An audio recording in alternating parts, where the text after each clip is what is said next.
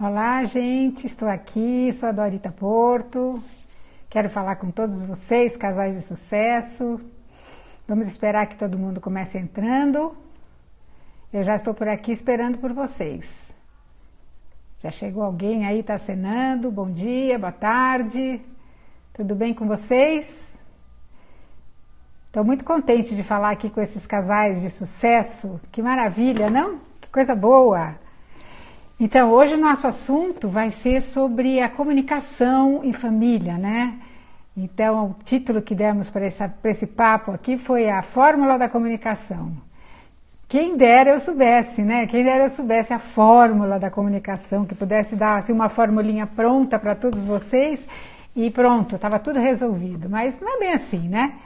Mas, enfim, o que eu queria falar com vocês hoje é que, assim, eu descobri pessoalmente uma maneira de ter uma comunicação mais pacífica em casa. Eu vou explicar por quê. Caiu na minha mão um livro que uma pessoa me indicou, dizendo: se você já leu esse livro é super legal, chama-se Comunicação Não Violenta. E eu pensei na hora, sinceramente, sabe o que eu pensei? Que o livro era bom para as pessoas que eu conheço aí, que são meio violentas. Então, resolvi, comprei o livro. O autor do livro chama-se Marshall Rosenberg, ele já faleceu, é um psicólogo norte-americano que tratava com problemas sérios, assim, de bullying, de racismo e tal, e ele desenvolveu essa teoria da comunicação não violenta. E eu comecei a ler o livro, achando que ia identificar marido, filhos, e isso e mais aquilo, e sabe o que mais? Sabe quem eu me identifiquei? Eu me identifiquei ali. Eu sou violenta na forma de falar, eu sou violenta com as pessoas que eu mais amo, e aquilo foi assim um divisor de águas, simplesmente um divisor de águas.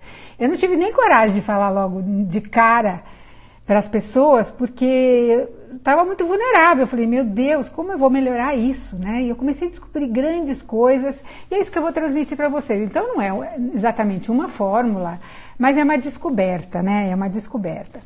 Então, o Marshall Rosenberg, ele começa, na introdução do seu livro, ele começa a falar, quem faz a introdução é o Arun Gandhi, que é neto do Gandhi, e que tem um Instituto de Comunicação Não Violenta, né? E ele disse que depois dele sofrer muito bullying lá na África do Sul, na década de 40, os pais dele levaram ele para ficar uns dias com o avô, o Gandhi, que era uma pessoa muito serena, muito pacífica, né? Todo mundo conhece. E o que ele aprendeu com seu avô? Ele aprendeu que nós temos que todos somos violentos. Então, eu estou falando que eu sou violento, tem um amigo que fala assim, imagina, você não é violenta. Eu falei assim, não só sou violento, como você também é violento, a sua esposa é violenta, seus filhos são violentos, todo mundo é. Então, nós somos violentos, precisamos então fazer uma mudança qualitativa na nossa forma de falar. Não é que nós saímos por aí batendo nas pessoas, matando, agredindo, não é nesse sentido, né? Mas o Gandhi explicava para o seu neto que, assim, que a violência passiva ela gera raiva na vítima. Então a pessoa reage com violência. Nunca se aconteceu na sua casa com um amigo, imagine, com seu marido, com seus filhos. Você falar de uma forma e a pessoa reagir muito mal, muito mal. Quer ver um exemplo? Por exemplo, seu marido chega para você e pede para você pagar uma conta XPTO da escola, não sei. Só que você esquece de pagar a conta, naturalmente você tem muita coisa para fazer e tudo isso. Quando ele chega no final do dia, e a primeira coisa que ele pergunta, em vez de falar, oi, tudo bem, meu amor, como vai você? Ele vai falar o quê? Pagou a minha conta? Não, também não tive tempo. Como é que você queria que eu fosse? Também você fica me mandando as coisas, não é assim que a gente fala? Tudo isso é violento. Então, nós precisamos aprender a cobrar das pessoas, a pedir as coisas para as pessoas, mas sem ser violento. Então, vamos lá, né? Vocês estão querendo saber o que é isso. Então, a comunicação não violenta é uma forma de comunicação. Não é uma teoria, não é um dogma, não é uma doutrina, é uma forma de comunicação. Que sabe o que nos leva? Nos leva a gente se entregar de todo o coração. Porque, no final das contas, as pessoas que a gente mais ama estão na nossa família, não é? E a gente acaba, sabe, até ficando com vergonha da nossa casa, porque muitas vezes nós não temos, assim, aquela harmonia, aquela paz, aquela luz dentro de casa, né? Então, a comunicação não violenta, ela se baseia na habilidade de linguagem e comunicação, que nos torna assim um pouco mais humanos, porque nós estamos perdendo essa capacidade de expressar, de falar o que sentimos, o que desejamos, né? E a gente vai sempre atacando as pessoas.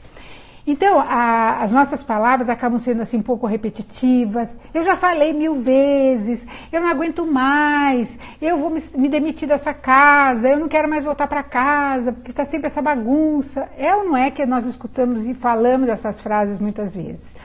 Então, a gente quer mesmo, a gente não quer um lar legal, gostoso, cheio de gente feliz, né? Eu fico muito preocupada, sabe, gente? Eu estou falando sinceramente para vocês. Eu estou com esse livrinho na mão, que é o livrinho que eu escrevi sobre a comunicação em família. Mas eu não posso nem prometer muito para vocês, porque eu vou ter que fazer uma nova edição, porque a primeira edição já esgotou. Acho que nós estamos mal de comunicação mesmo, né? Mas o que eu estava falando mesmo? Bom, enfim. Não, lembrei. O que eu estava falando é o seguinte, que eu trabalho com muitos adolescentes, com gente de todas as idades, né?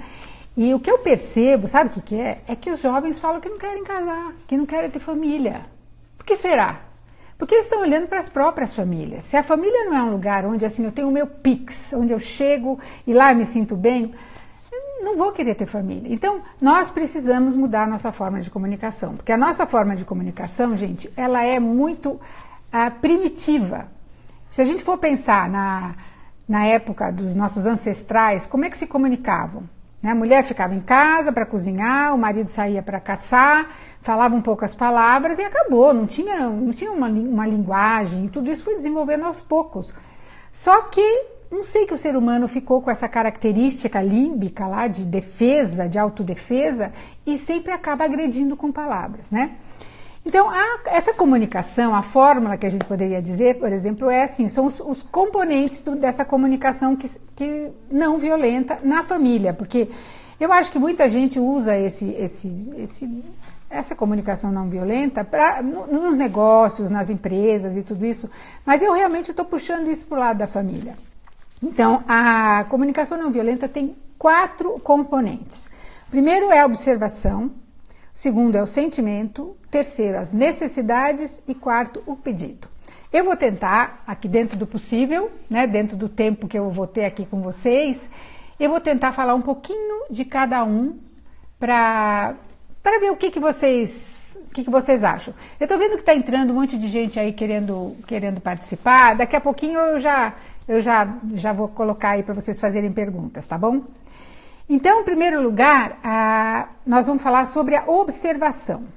O que é observação? Observação, todo mundo observa. O problema é observar sem julgar. Porque a gente observa as pessoas em casa julgando. Então, nós temos que separar observação de avaliação. Então, se eu estou observando, eu chego em casa, vejo meu filho adolescente deitado no sofá. Como é que eu observo avaliando, julgando? Meu filho, o que você está fazendo aí? Larga desse celular, você tem que estudar, depois você vai repetir o ano, depois não sei o que, fala uma opção de impropérios, não é verdade? Quem já não fez isso? Agora, eu posso só observar. Então eu penso assim, eu estou vendo um adolescente esparramado no sofá, com os olhos grudados no celular, e eu internamente aqui estou preocupada, porque eu sei que ele tem que estudar, eu sei que ele tem coisas para fazer. Como eu poderia falar? Você pensa assim, meu Deus do céu, cada vez que eu for falar com meu filho eu vou ter que pensar. Não, no começo a gente fica meio postiça mesmo. Eu treinei isso durante 6 meses e continuo em treinamento, porque ainda não adquiri isso para falar com meu marido. Treinar, então chegar e falar assim, como eu poderia falar? Observar sem julgar. Você pode chegar, nossa, eu estou vendo você, meu filho, deitado no sofá, com o celular. Me veio na cabeça uma pergunta assim, será que você não tem nada para fazer, não tem alguma obrigação? Você está se sentindo bem? Posso fazer alguma coisa por você? É ou não é diferente? É ou não é diferente do que você já julgar, você é um preguiçoso, você não vai dar nada na vida e tal. Então, quando a gente combina observação com avaliação, os outros tendem a perceber como crítica e resistem. E é aí que começa a agressividade dentro de casa. Então, por exemplo, eu vejo assim, meu marido às vezes fala muito isso, quando ele fala alguma coisa, essa comida está muito salgada. A minha reação natural, agora eu já sou um pouquinho mais treinadinha nisso, mas a minha reação natural era falar assim, puxa vida, mas como você reclama de tudo?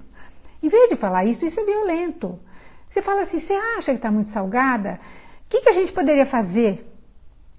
Naturalmente a pessoa vai falar nada. Porque você vai fazer o quê? Você vai fazer tudo de novo? Assim, puxa, que pena, desculpa, eu acho que... Ou foi você mesmo que pôs sal demais, ou alguém que cozinhou para você. Mas por que precisa falar que ele vive reclamando? Por quê? E daí ele vai falar, e você? Você também só reclama. E daí os filhos lá, escutando tudo aquilo. Bela coisa, né? Então, observar sem avaliar, sabe o que é? É observar dados e fatos. O que eu estou observando? Outro dia, dando uma palestra, um pai falou assim, pensei, o que é uma coisa que te incomoda dentro de casa? Ele falou assim, a bagunça. A bagunça dentro de casa me deixa louco. Eu falei, e como você faz? Ah, eu reclamo, eu chego reclamando. Falei, e aí, a bagunça vai embora? Não vai embora, gente, não vai embora. Agora, é legítimo não querer a bagunça em casa. É muito legítimo você querer chegar em casa e ter uma casa organizada. Não tem nada de errado nisso. Agora, a forma, como eu falo, sempre a forma da linguagem, vai fazer toda a diferença. Né? Se o marido chega em casa, se o pai chega em casa e vê aquela bagunça das crianças, ele pode falar, 1, 2, 3, vamos ver quem arruma primeiro essa casa, quem me ajuda, fazer alguma coisa mais lúdica, alguma coisa assim. E todo mundo vai acabar colaborando. Agora, quando você acusa, você é um bagunceiro, olha como vocês deixam essa casa, quem vai se sentir mal, sabe quem é? A mulher. Porque ela é responsável pelas crianças ali. E aí pronto, já se instala a confusão. Então, o julgamento acontece, né? Porque, assim, o julgamento, por exemplo, moralizador, né? Moralizador. Ou senão quando a gente gera no outro culpa. Você vai ver o que vai acontecer com você. Você vai ver quando seu pai chegar, você vai ver. Vocês acham que isso ajuda a criança? Ou insulto, ou rotulação, rotular. Nossa, como você está comendo. Depois você reclama que você está gorda. Olha aí, por que tem que comer esse bolo de chocolate desse tamanho, né? Agora, se você tem uma filha que está gordinha, ela também não está feliz de estar gordinha. Fala sério. Ou alguém está feliz gordinho? Não tá, a gente sempre quer estar um pouquinho mais enxuto, né? Então, como que eu posso falar com essa filha? Quando ela está comendo show, filha, é tão gostoso esse bolo, né? Eu também adoro esse bolo. Mas você sabe que às vezes a gente tem que dar uma maneirada. Eu estou dando uma maneirada. Você também não acha que a gente devia dar uma maneirada?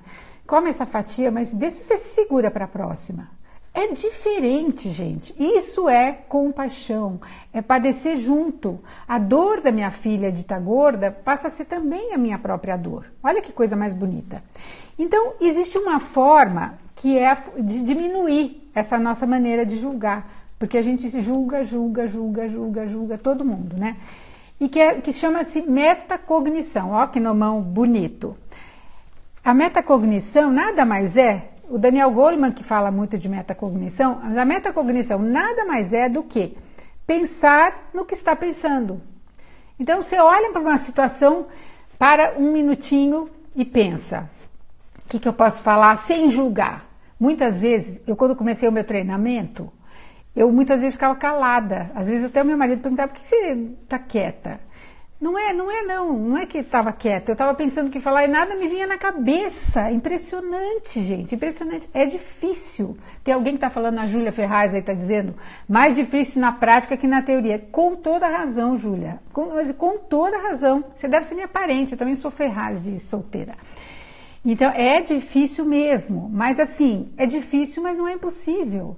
Porque a partir de hoje, vocês já vão ter mais consciência do que a gente faz. Naturalmente, um chipzinho lá vai ativar lá dentro do seu cérebro e você vai começar a pensar nisso. Agora, vai precisar de prática, sim. Não tem outra forma, precisa de prática, sim. Mas eu garanto para vocês que vale super a pena. Bom, nós falamos então do primeiro componente, que é a observação sem julgar. Agora, vamos pensar nos sentimentos, né? Nos sentimentos, o segundo componente da comunicação não violenta na família. Primeira coisa que nós precisamos fazer com os sentimentos é identificá-los. O que eu estou sentindo? Porque a gente nega os sentimentos normalmente. Quando você tá, por exemplo, uma criança está fazendo birra, o que você sente quando uma criança está fazendo birra? Você fica feliz, Principalmente se ela está no meio do supermercado, com todo mundo olhando, se estatelando pelo chão, gritando porque quer aquele salgadinho, porque não sei o quê. Então, nós temos que identificar, dá uma raiva danada, dá uma raiva, dá uma vergonha. Ou seja, a gente sente vários sentimentos nesse... Desculpa, eu acho que entrou uma pessoa aqui no telefone. A gente sente vários sentimentos, é engraçado, né? A gente sente várias coisas nesse momento e sente raiva sim. Muitas vezes a gente sente mágoa, alguma coisa que a pessoa fala, a gente fica magoado. Então a gente tem que aprender a primeira coisa, identificar o que eu estou sentindo. Mágoa, ressentimento, estou divertida, estou irritada, estou surpresa, estou amolada, estou o quê, né? Depois, expressar como nos sentimos. Quando a gente expressa, eu estou muito magoada, eu fico muito magoada quando você fala mal da minha família. Por exemplo, quando o marido pode falar isso para a mulher. Eu fico muito magoado quando você fala mal. Minha família tem defeitos, eu sei que tem, mas vamos procurar não falar, não falar mal da família do outro. É verdade, ninguém gosta que fale mal da família. Então, expressar como nos sentimos gera no outro empatia, é o contrário. E nós temos que aprender a descrever, porque a gente às vezes nem sabe o que está sentindo, né? E depois, em último lugar, expressar a nossa vulnerabilidade. A coisa mais importante dessa teoria é isso, é mostrar a nossa fraqueza. Gente, o que mais nos aproxima das pessoas não são os nossos sucessos, mas as nossas fraquezas. Eu me lembro eu tenho várias amigas que tiveram câncer, amigas que tiveram doenças, dificuldades, tudo isso. Nada ajuda mais uma pessoa que teve um câncer, por exemplo, do que uma outra pessoa. Eu sempre faço isso, quando eu tenho uma amiga que está passando por esse problema, apresento uma outra que já passou por isso. Elas conversam, ficam super amigas, conversam sobre as dificuldades, o medo que está dando. Eu tenho medo da quimioterapia, puxa, eu tenho medo, não sei o quê. Porque às vezes a pessoa fica, não sei, tem um pudor de falar sobre essas coisas. E a gente precisa mostrar para os nossos queridos e amados dentro de casa que nós somos vulneráveis. Falar, eu esqueci, puxa vida, você falou mesmo que queria que eu pagasse essa conta, mas eu esqueci, me desculpe. Você sempre fala isso. Eu falei assim, não, eu estou falando hoje, mas desculpa, eu vou procurar lembrar melhor. Qual é o problema de fazer isso, né?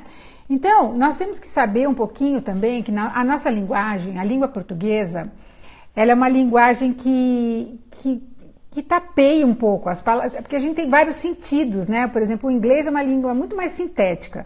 Então, muitas vezes a gente fala de sentimento, mas não tem nada a ver com sentimento, porque o verbo sentir, na verdade, muitas vezes ele está querendo dizer eu creio, eu penso, eu acho, né? Por exemplo, eu sinto, geralmente quando a gente acrescenta o quê? Eu sinto como ser. Daí eu não estou falando de sentimento, eu estou pensando, eu sinto que você não está gostando dessa comida. Não é eu sinto, eu acho, eu penso, não é eu sinto. Eu me sinto frustrada porque eu fiz um bolo maravilhoso e todo mundo detestou o bolo. Eu fiquei frustrada. Então, a gente precisa entender o que é sentimento. Sentimento é aquilo que realmente que eu sinto, não que eu penso, não que eu acho, não que eu creio, né? E essa distinção, por exemplo, vou dar um exemplo aqui, que é um exemplo que ele cita às vezes no livro dele. Ele fala assim, uma pessoa pode falar, eu sinto que sou um mau violonista.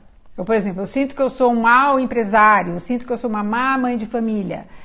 O que você está falando com isso? Se você mesmo já está se julgando. Então, você quer com o quê? Que as pessoas falem, não, você é tão bom, você é tão legal. Não, o que você tem que falar é o seguinte, você está falando o seu sentimento. Eu me sinto frustrada, por exemplo, como empresária. Eu me sinto frustrado como violonista, né? Então, assim, entre o que a gente sente, o que a gente acha que os outros percebem de nós, há uma distância muito grande. Então, dentro de casa, a gente não revela o que nós estamos sentindo. Eu sinto uma preguiça danada de acordar cedo para levar essas crianças no colégio. Será que você não pode, falando a mulher para o marido ou o marido para a mulher, será que eu estou tão cansado, será que amanhã você não me fazia o favor de levar? Agora, é muito diferente se falar a mulher falar para o marido ou para o outro assim, bem que você podia se oferecer para levar as crianças no colégio. Você não está vendo que eu estou cansada? Não está vendo, gente. Não está vendo. Então, a gente precisa estar, assim, a gente tem as nossas necessidades que precisam estar sempre mais atendidas e nem sempre estão atendidas. E a gente acaba reclamando e cobrando dos outros, né? Então, nós temos que...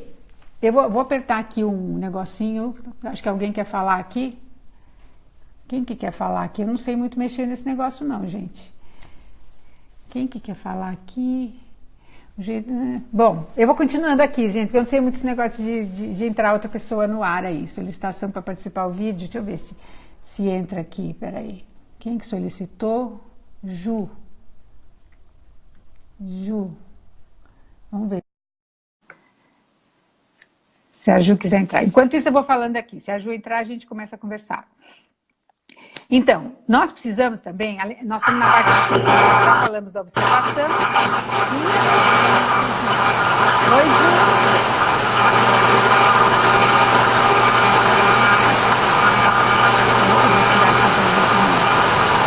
Para a gente continuar, tá bom? Então, a segunda, assim, nós estávamos falando dos sentimentos, então o que a gente tem? Nós temos que assumir a responsabilidade pelos nossos sentimentos. Essa é a questão. Assumir a responsabilidade pelos seus sentimentos. Ninguém é culpado pelo que você sente, tá? As pessoas, tem o Epíteto já dizia isso, as pessoas não são perturbadas pelas coisas, mas pelo modo que as pessoas veem. Dentro de uma família... Tem várias pessoas, cada uma vê a situação de um jeito, conforme está se sentindo por dentro, né? Então, ouvindo assim uma mensagem negativa, o que a gente pode fazer? Tem quatro opções se você está ouvindo uma mensagem negativa. Primeiro, culpar nós mesmos. Ai, fui eu a culpada, eu que não fiz isso, eu que esqueci o forninho ligado, sei lá o quê. Segundo, culpar os outros. A mãe chega lá na cozinha e tem um forninho ligado. Quem deixou esse forninho ligado? Que absurdo, vai pegar fogo na casa.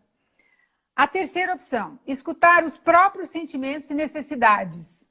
Meu Deus, será que fui eu que deixei esse forninho ligado aqui? Deixa eu desligar rapidamente aqui.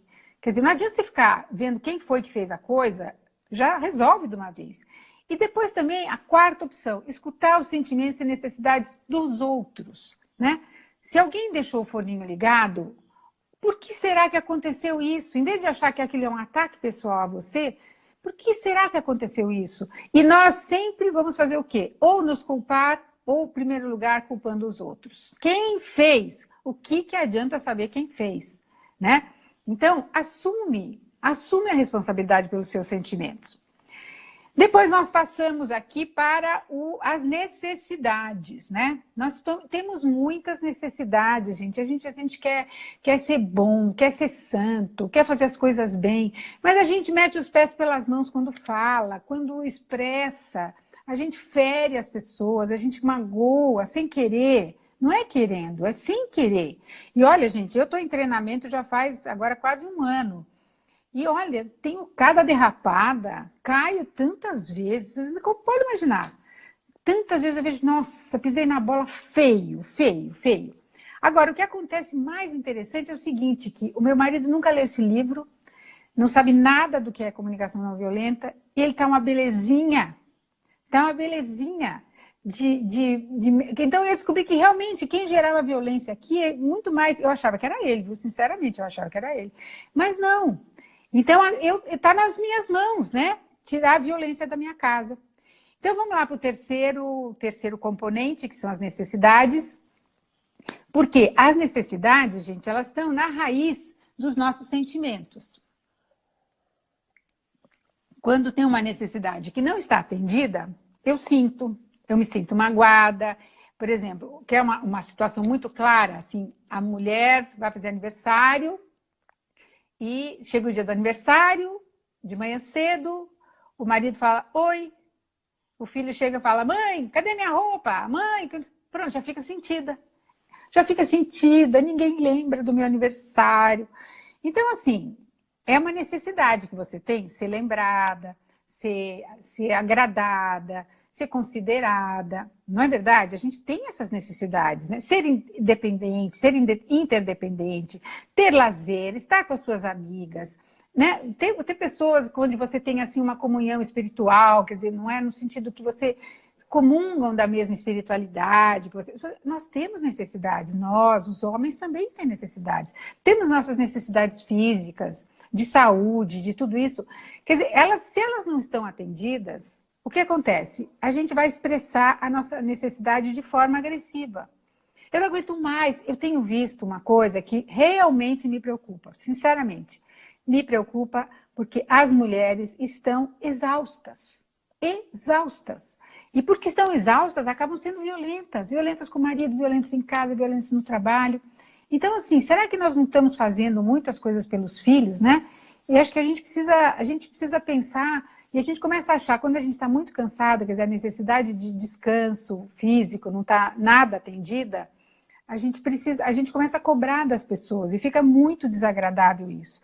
Então, eu quero já deixar um conselhinho aqui para vocês, mães, agora nas férias. Descansem um pouco, por favor, descansem um pouco. Não tem tanto horário, não tem tanta responsabilidade de levar a buscar nas horas certas. Vocês precisam descansar. Os filhos vão agradecer muito, o marido vai agradecer muito. A mulher está realmente superlotada de ocupações, de atividades. Nós conseguimos fazer tudo isso. Mas, por favor, descansem, né? Porque nós temos essas necessidades. E, assim, se nós não valorizamos as nossas necessidades, por que a gente vai achar que os outros vão valorizar, gente?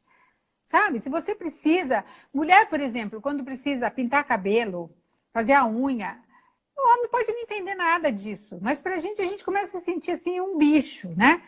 E quando a gente vai lá e faz o cabelo, e faz a unha, não sei o que, a gente volta para casa felizinha da vida, né?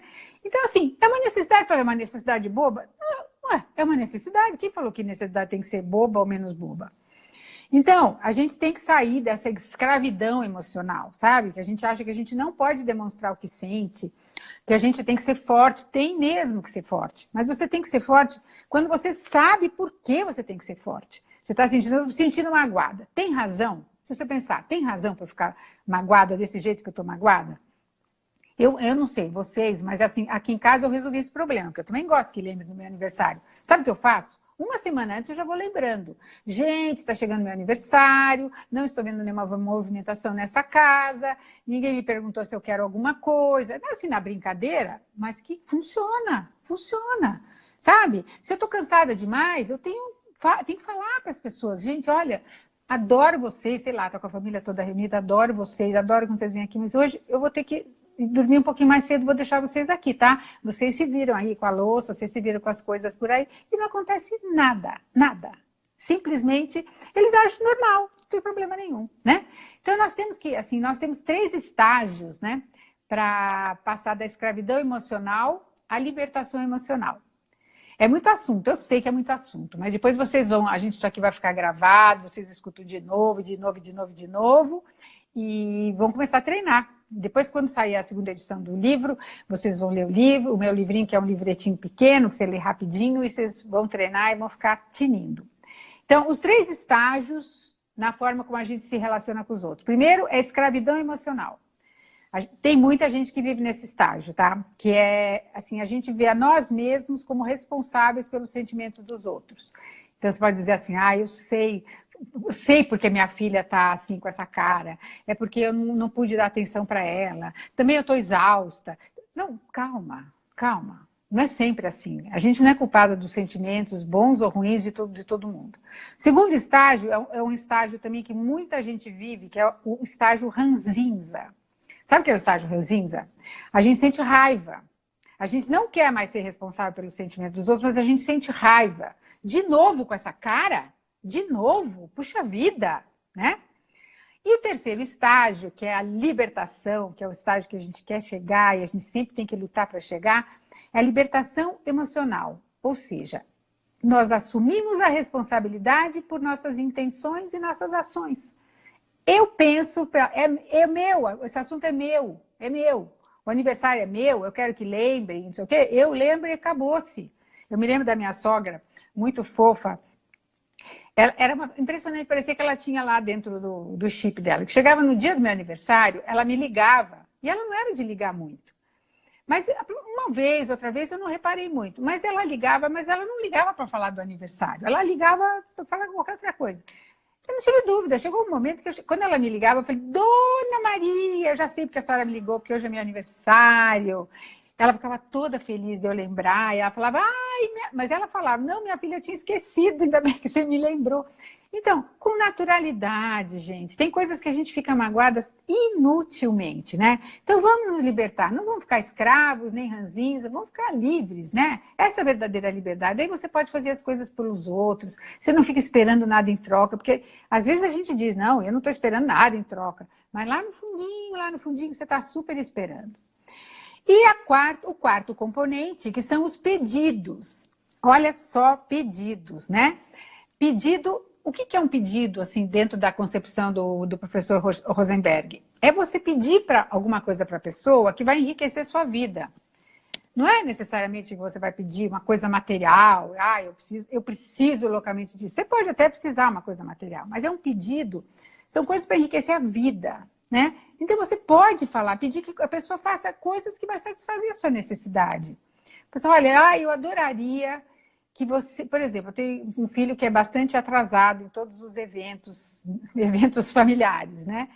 E fica um pouco problemático para toda a família, né? Todo mundo esperando e tal, e não chega, não chega, não chega.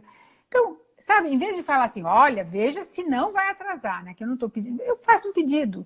Filho, por favor, olha, tenta se organizar para você chegar antes, para você, sabe, para a gente não ficar esperando, para não ficar aquela situação. Eu te ajudo, eu te aviso, se você precisar de alguma ajuda. Pronto, as coisas acontecem muito mais fácil, né? Quer dizer, vamos manifestar, pedir coisas, pedir uma manhã para você dormir, pedir, hoje vou fazer uma comida que eu gosto, pedir, eu me lembro que eu fazia uma besteira tão grande, gente, eu não gosto de comida japonesa, e quando chegava no meu aniversário, a gente ia jantar fora, então começava assim, e a minha família ama comida japonesa, e eles começavam, onde nós vamos jantar? Vamos no japonês. E eu muito da tonta, para não criar caso, falei, tá bom, vamos no japonês. Imagine se eu faço isso hoje. Não faço mais. Não faço mais porque depois eu faço essa pseudo-bondade e depois fico mal por dentro, né? Então eu falei, não, hoje, restaurante italiano é a minha praia e nós vamos... E as pessoas, não pense que elas não ficam felizes, eles ficam felizes de fazer alguma coisa por você, né? Então, nós precisamos aprender a pedir com eficácia, porque se a gente pede dessa forma, julgando, atacando, cobrando, né, fala assim, nossa, no meu aniversário vocês vão querer comida japonesa, vocês não têm mesmo consideração. Pronto, acabou a festa, né? Então, nós temos que ter uma linguagem positiva, evitar frases ambíguas e vagas, assim, sabe? Expressar o que nós estamos pedindo claramente. Falar assim, bem que vocês podiam ir num restaurante que fosse do meu gosto. Não, fala claro. Eu gostaria muito de ir num restaurante italiano, comer uma pizza ou uma macarronada que eu adoro e acabou. Você pode até não ir, mas pode até não ir. Todo mundo fala, não, voto vencido, nós vencemos. Ok, daí depois se você quiser ceder, beleza, mas fala, hoje eu quero dormir mais cedo, hoje eu tô quietinha, não quero conversar muito, hoje, sei lá, não sei, a gente tem tantas coisas para pedir que a gente até esqueceu. Uma vez eu dei uma palestra sobre esse tema para umas moças que trabalham com coisas da casa e tudo isso, elas ficavam assim surpresas, porque como pedir, não está acostumada a pedir, né? Como que eu vou pedir? A pessoa tem medo de pedir, tem medo. Depois a gente tem que ter uma linguagem clara, né? Por exemplo, teve uma linguagem que não é clara? Um pai chegar para o filho assim, tudo que eu quero é que você comece a demonstrar um pouco de responsabilidade. O que ele falou para o filho? Nada. Nada, o filho não entendeu nada. Você tem que falar o que coisa concreta você quer. Filho, esse aqui é o cheque para pagamento da excursão do colégio. Você vai demonstrar que tem responsabilidade se você guardar bem guardado, lembrar de entregar na secretaria e me trazer a resposta no final do dia. Eu conto com você. Pronto, você tem que falar uma coisa concreta. Porque o filho fala, assim, que o filho demonstre responsabilidade, sabe lá o que é isso, né? E essa linguagem vaga, muitas vezes, o que ela faz? Ela favorece a confusão interna, né? Então, assim, por exemplo, uma pessoa no escritório pode falar, eu quero que vocês se sintam livres para se expressar na minha presença. Depois as pessoas falam mesmo e a pessoa fica super chateada. Você pode perguntar para a pessoa, mas não fale uma coisa vaga, fale uma coisa concreta. E se a gente não age assim, gente, se a gente realmente deixa a violência e a agressividade entrar na nossa casa e não identifica, e assim, cada um pode fazer por si. Não adianta eu ficar cobrando do meu marido, do meu filho, tudo. Eu começo. Né? Eu tinha um professor lá na Espanha que ele falava que a mulher dele, quando ele começava a falar alguma coisa assim para ela falava, empiezas tu, como que diz assim, começa você. Então, assim, você, quem está me ouvindo, não sei se é a mulher, o marido, os dois, ou não sei, pensa assim, eu vou começar a observar esse lugar, eu vou começar a pensar o que eu estou sentindo, o que eu estou sentindo. Expressar isso para a pessoa, expressar o que você está sentindo, né? Eu estou, assim, estou ansioso, eu estou ansioso. Não adianta você falar para uma pessoa ansiosa, por exemplo, assim, não precisa ficar ansioso. O que adianta isso, gente? Não, então, às vezes, a pessoa que está ansiosa, o que ela quer? Ela quer uma companhia silenciosa, muitas vezes. Pronto, acabou, né? Porque se eu não faço nada dessas coisas, sabe qual vai ser o resultado de tudo isso? Depressão. Por que tem tanta gente deprimida?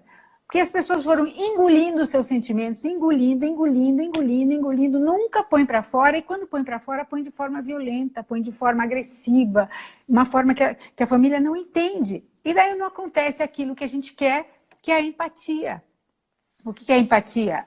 Essa aptidão para se identificar com o outro, né? Para se identificar com o problema do outro, sentir o que o outro sente, pensar, tentar captar o que o outro está sentindo. Isso é tão importante dentro da família, né? Por isso nós temos que fazer assim pedidos muito conscientemente. Fazer pedidos é muito importante. As pessoas ficam felicíssimas quando a gente pede alguma coisa de verdade, né? Então, quais seriam assim os obstáculos para a empatia? Primeiro, coisas que a gente faz assim normalmente, nós mães, sobretudo, né, agora entre aspas, mas entre parênteses, coisas que não são boas para empatia. Por exemplo, falar assim para o filho ou para qualquer pessoa: acho que você deveria estudar agora. Quem não fala isso? Acho que você deveria ir dormir, porque senão amanhã você não acorda. Acho, por que você não, ou também assim, por que você não fez do jeito que eu te falei? Então, esse tipo de conselhinho não tem nada de empático, porque você está dando quase que uma ordem, né? Outra forma de outro obstáculo para a empatia: competir pelo sofrimento. Ah, isso é típico de brasileiro. Uma pessoa conta assim: nossa, você não sabe, minha família, meu irmão está com uma doença assim. Ah, o seu irmão, nossa, mas o meu irmão, você não sabe o que o meu irmão está. Então, assim, a pessoa quer ganhar da outra em termos de sofrimento. Depois, assim, por exemplo, falar para o filho assim: isso pode ser uma experiência muito positiva para você. Só se você fizer alguma coisa assim, sabe? Vamos ser mais assim, empáticos. Fala, eu estou querendo te ajudar, eu tô vendo que você está aflito com essa prova, eu estou vendo que você está aflita com a sua pele, está nascendo espinhas, eu estou vendo que você não está contente. É verdade, filha? É isso que você está sentindo? A filha pode falar que sim, que não. Vamos pensar alguma coisa? Você tem alguma ideia? Eu também vou pesquisar se tem alguma coisa que a gente pode fazer. Não adianta você falar: não, ai, que bobagem, filha, você é linda. Não adianta, a gente como mãe acha o filho lindo, com espinha, sem espinha, com cabelo, sem cabelo, de qualquer jeito. Mas ela está sofrendo. Então, a gente tem que entender. Outra coisa é consolar, tudo entre aspas, porque não é consolar. Chegar para um e falar assim: não foi sua culpa. O que adianta falar isso? O que adianta falar isso? Né? Por exemplo, ela: não foi sua culpa, você fez o melhor que você pôde. Eu me lembro disso de um filho que perdeu um pênalti, agora que a gente está tendo a Copa América, então eu adoro assistir. Então, assim, quando o jogo chega nos pênaltis, é um sofrimento, né? Já pensou chegar nos pênaltis e sofrer um gol, ou o goleiro, ou você ser aquele que vai jogar, vai marcar o pênalti lá e errar? E aconteceu isso com um filho meu. E eu me lembro, toda vez que eu vejo essa frase, que não foi sua culpa, não adianta falar isso. O cara tá super mal, tá super mal. Então ele sai lá de cara mais fala assim: não, filho, foi ótimo, você jogou super bem, não sei o que lá. Assim, o que você tem que falar nessa hora? Você tem que falar: nossa, que chato, não? Que chato perder um pênalti. Fala sério. Ó, tem um ombro aqui para você chorar, se você quiser, porque fala sério, todo mundo olhando aquele gol daquele tamanho, a gente perdeu um pênalti, não é brincadeira, né? Então, assim, tem coisas, ou também, por exemplo, uma pseudo-solidariedade, falar, ai, coitadinho, não tem nada de coitadinho. Então, a gente tem que ser muito verdadeira com as pessoas, a gente tem que expressar o que está verdadeiramente no nosso coração, porque no final das contas, gente, às vezes a gente é um avatar da gente mesmo, porque a gente se manifesta muito diferente do que a gente é. Por quê? Porque por isso que quando a gente se olha para dentro, a gente pensa assim, olha para dentro de nós mesmos, a gente vê, puxa, eu sou péssima nisso aqui, eu não consigo fazer isso. Por que a gente não fala isso para as pessoas? A gente tem um pouco de vergonha, né? A gente tem um pouco de vergonha. Então, se a gente for capaz de escutar os nossos próprios sentimentos, né? Essa é a fórmula, gente. Pensar, olha, vamos tentar ver se vocês lembram. Observar sem julgar, expressar os sentimentos, descobrir e manifestar as suas necessidades e fazer os seus pedidos, algo que enriqueça vocês. São 4 coisinhas. Não é tão difícil de lembrar, mas é difícil de fazer. Então, se você conseguir, pelo menos, ir tentando nisso, né? Tentando escutar seus próprios sentimentos e necessidades, né? Pensa assim, nesse momento, o que você está sentindo nesse momento? Você pode estar sentindo 1000 coisas. Cada pessoa que está ouvindo aqui pode estar sentindo 1000 coisas. Eu estou sentindo, vou dizer o que eu estou sentindo. Eu estou sentindo uma alegria, sabe por quê? Porque eu tenho um pouco de trava com esse negócio de live. E eu, na verdade, acho que a minha primeira live de verdade é essa aqui, para vocês saberem. E eu ficava pensando, não sei se eu vou saber fazer uma live, não sei o quê. Só que, assim, nada como começar e depois a coisa vai saindo, né? Então, a gente também, o que vocês podem estar sentindo? Não sei, não sei. Mas tenta olhar, estou sentindo isso, estou sentindo aquilo, né? E assim a gente pode entrar em empatia com as pessoas, a gente pode penetrar no coração, né? Porque isso, a CNV, a comunicação não violenta, é um pouco nesse sentido de a gente ter compaixão das pessoas, né? Entrar no coração, tentar ajudar as pessoas, assim, porque quando a gente padece junto, é muito diferente. Repara quando você você vai num velório, uma pessoa, sei lá, faleceu uma pessoa amiga, ou um parente próximo de uma pessoa muito amiga. Por que você vai no velório? Se não é para outra coisa do que para fazer um agrado.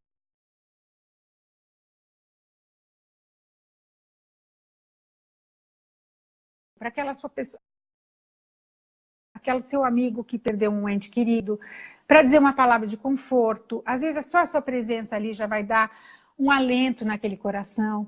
Então, gente, vamos cuidar dos nossos corações. Não vamos deixar entrar essa raiva, esse desentendimento que pode ser treinado. Nós não podemos ser a vida inteira animais, homens da caverna, que não sabemos manifestar o que sentimos. Nós não somos bichos, nós somos pessoas de corpo, de alma, de espírito, pessoas com mil dimensões, uma transcendência, nós somos assim. Então, por que nós não podemos ser assim, mais verdadeiros, mais transparentes? Deixa que as pessoas vejam as nossas fraquezas. Não esconde a sua fraqueza. Quando você é fraco, você sabe, uma vez num livrinho que eu li, e falava exatamente assim, que o pai sempre criticava quando os filhos batiam o carro, e chegava em casa e acabava com os filhos que eu tinha batido do carro. Um dia ele bateu o carro, daí ele estava com medo de chegar em casa. Estava com medo de chegar em casa. Quando ele chegou em casa, a reação dos filhos foi super positiva. Que eles falaram, pai, fica tranquilo. Eu conheço um martelinho super bom, que você vai ver super barato, preço ótimo. Eu vou com você lá, a gente conserta o carro. O pai vestiu a carapuça e falou, puxa vida. Eles tiveram uma reação completamente contrária da minha, né? Que estava sempre criticando. Então, gente, essa comunicação, essa fórmula de comunicação, né? Ela melhora a comunicação interior, ela melhora, ajuda a traduzir as mensagens internas negativas. Às vezes a gente tem assim, é um espírito crítico doentio, doentio. Eu vejo, por exemplo, pessoas que vão num casamento e voltam do casamento e se perguntam, e aí, como foi, né? Não sei o quê. Nossa, a comida estava horrível. A noiva chegou muito atrasada. As flores estavam murchas. Não gostei da roupa da mãe. Gente, pelo amor dos meus netinhos, será que alguma mãe de noiva faz um casamento para a flor sair, ficar murcha, a comida ficar ruim, o vestido dela não ficar bonito? Quer dizer, cadê a compaixão? Cadê o carinho por essa pessoa? Será que não tinha pelo menos um clima de alegria? Será que não tinha nada para ser elogiado, para ser valorizado? Então, nós estamos com síndrome de jornal nacional, porque assim, parece que assiste um jornal para só ver todas as tragédias, as tristezas que existem no mundo. Nós temos que ser anunciadores da alegria, da paz, da família, das coisas boas. Por isso que eu estou metendo meu carão aqui nessa internet, que é para isso, né? E o Marshall Rosenberg, eu vou terminando aqui com isso, depois se vocês quiserem fazer alguma pergunta, ele tem uma frase muito bonita que é assim: o que eu quero em minha vida é compaixão, um fluxo entre mim mesmo e os outros, com base numa entrega mútua do fundo do coração. É isso que nós queremos, para isso que nós nos casamos, para isso que nós formamos uma família. Aliás, falar em formar família, eu convido vocês todos a me seguirem lá no meu Instagram, formar família, tudo junto, ou procure por Dorita Porto, formar família, no site, no YouTube, tudo. Eu estou aí por aí, pelas redes aí, para falar essas coisas todas para vocês. E vamos, acho que terminando por aqui. Se alguém quiser fazer alguma pergunta, se alguém quiser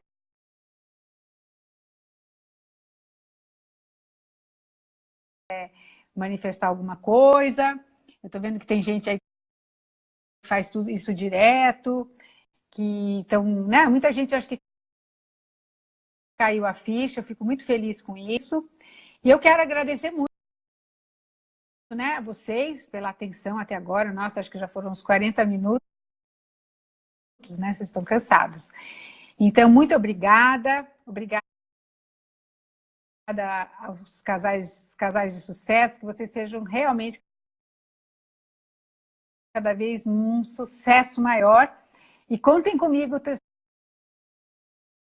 sempre que precisarem, tá bom? E vejam lá no canal Formar Família, nos canais todos na rede social, Facebook, tudo isso. E assim, e nós quando vamos fazer um novo lançamento do livro em agosto, aliás, nós vamos fazer agora no Formar Família vários livretos de várias palestras, assim, vamos fazer vários livretos para que a gente possa jogar na bolsa e ler alguma coisinha que faça bem para nosso coração e nossa alma, tá bom? Beijo grande para vocês, obrigada a todos e até uma próxima, tá bom? Beijos!